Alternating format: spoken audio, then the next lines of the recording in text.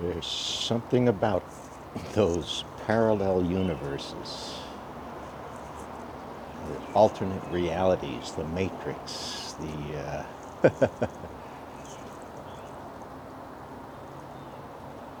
the conspiracies.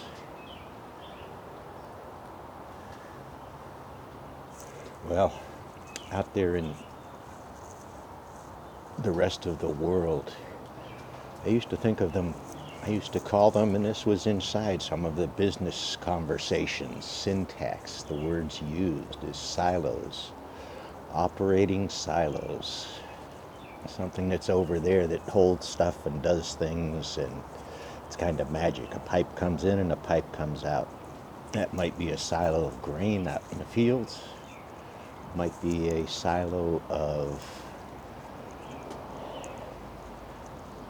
engineering professionals designing chemical plants.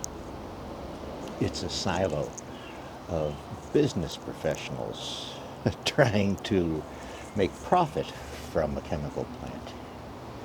It's different perspectives on the same thing, different analysis, different domains, different towers of knowledge. There's a few ways of thinking about these realities around us.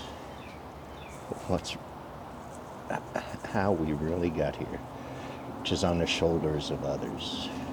We built, if we can call this society or multiple societies, this is what humans do. We're rather social animals, and we want to survive comfortably. So we write songs about it. But these silos are a challenge. These silos are these alternate realities, these other universes, these matrix ideas.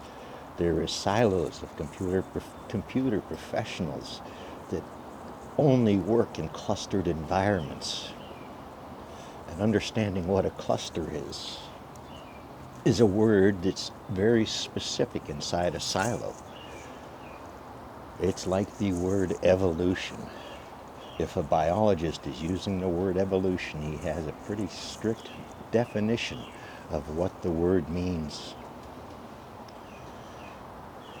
But then outside the classroom, outside the business room, outside the conference room, the conversations have to be more relaxed, or they aren't had. So these silos create these bodies of knowledge. Industry has silos. The nuclear industry is a silo. It's a huge silo that includes nuclear weapons and nuclear chemistry and nuclear medicine and commercial nuclear power. That is a silo. To get into that field, to open those doors, requires a pretty strong baseline knowledge of what the industry needs. So they get certified professionals that have stickers and plaques on their walls and degrees, possibly, maybe not. Maybe they came out of naval academies working on ships' boilers, ships' diesel engines, ships' power systems. It's a whole field of engineering out there that, unless you go on a big boat, and even if you do go on a big boat, you might not go on the engine room tour. So, yeah, big world out there, big silos, big alternate realities to what you are used to. And that's hard to see from your neighborhood, maybe. Maybe your neighborhood isn't in the outline of massive chemical factories. Go Google Earth, the Houston Ship Channel, and take a drive along some of the roads. Pasadena, Texas is a fascinating little town to look at. Talk about a sacrifice zone. But maybe you had to have been to Mickey Gildy's after work to appreciate Pasadena, Texas, and what Gillies even was back in the day, you know? So these silos, these massive silos, they have been created into, there's people that think a massive flood created what we are today. Can you imagine that? It's an interesting story, but it's just not how it really worked. And not understanding that, not understanding humans' battles with nature itself, with deforestation over eons now. We have been cutting down trees and burning them for fuel. And then we found coal, and we dug up coal, and we burned it for energy. This is one of the prime factors in most equations, is energy. How much energy you have. The first level of it is money. Money creates energy.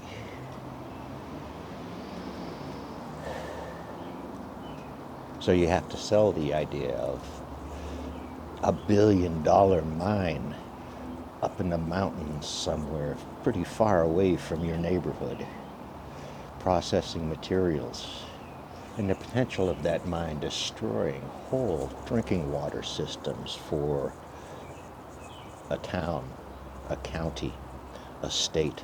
So we put rules and boundaries in place for these things because we have learned.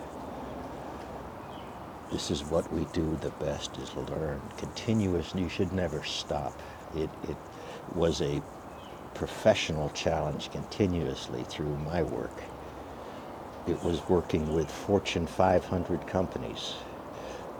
That is all we talk to in the world of electronic data systems, EDS. Having herded cats professionally.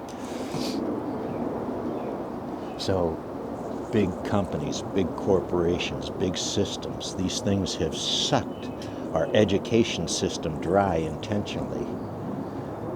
Intentionally. Over a few generations now. And it's rather annoying.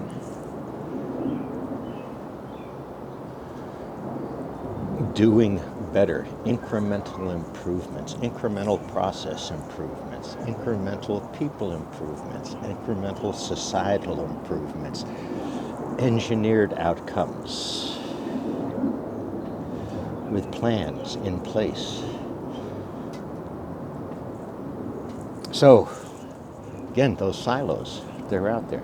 I saw an interesting Department of Energy has been doing research on reducing the price of solar panels. And they've come up with a way to replace the silver used for the electrical runs on those large circuit boards to be replaced with copper. And on the one hand, it's like, okay. On the other hand, it took a bit of engineering magic in order to be able to figure out how to make that viable in a production environment, in a mass production environment, cost-effective, affordable, and that it works and that it lasts as long as the silver does that they currently use. Speaking of those solar panels, are they recycled yet? Are they being stored somewhere for recycling, like batteries are? EV batteries aren't being recycled. Don't kid yourself. They go somewhere to a warehouse waiting for basically our federal government to invent something for someone else to make money off of. That's a silo. These are the silos we've created in our politics. Going to your spiritual advisor may not get you closer to understanding how this works. Seeing how our judicial system was rigged might make you want to wonder where things got broken, misaligned towards good intentions into malicious intentions. Oh well, hey, pieces out. Don't know if I'll post it, but